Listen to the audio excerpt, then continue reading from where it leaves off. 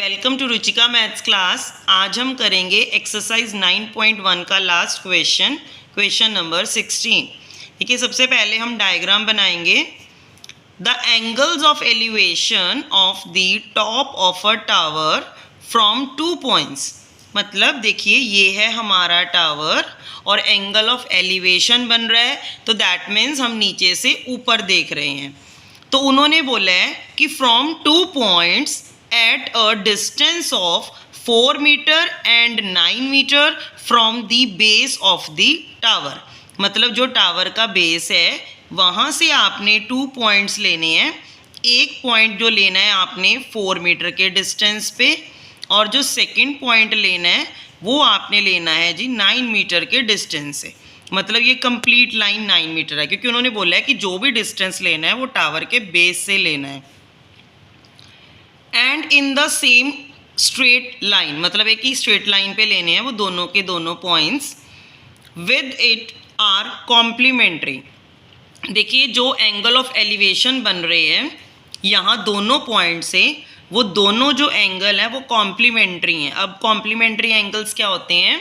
जिनका सम 90 डिग्री होता है, और सप्लीमेंट्री एंगल्स का सम 180 डिग्री होता है। तो इससे हमें ये पता चल रहा है कि जो भी ये दोनों एंगल हैं, इन दोनों का जो सम है वो 90 डिग्री है, क्योंकि हमने यहाँ से एंगल ऑफ एलिवेशन एक बन रहा है और यहाँ से दूसरा एंगल ऑफ एलिवेशन बन रहा है।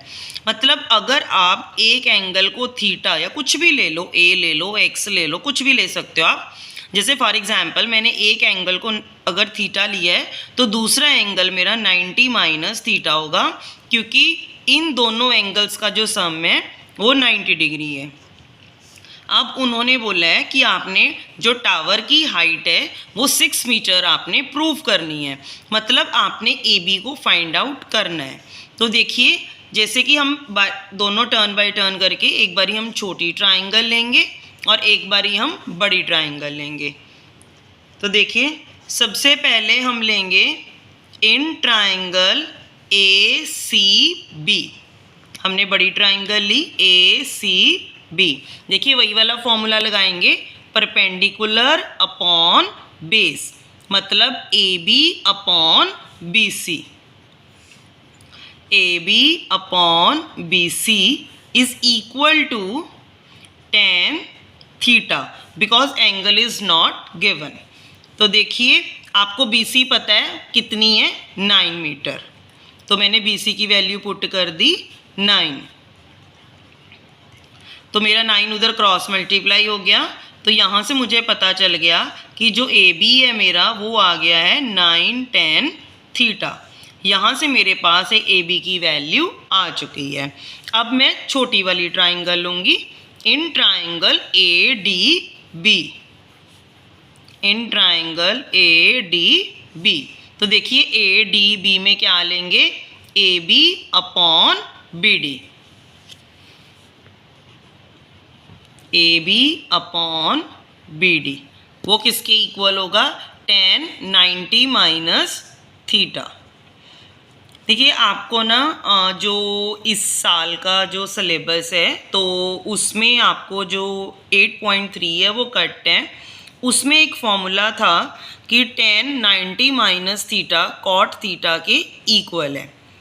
तो इसलिए जो ये वाला सम है वो इस बार के लिए इम्पॉर्टेंट नहीं है, पर लेकिन आप एक बारी कर लेना।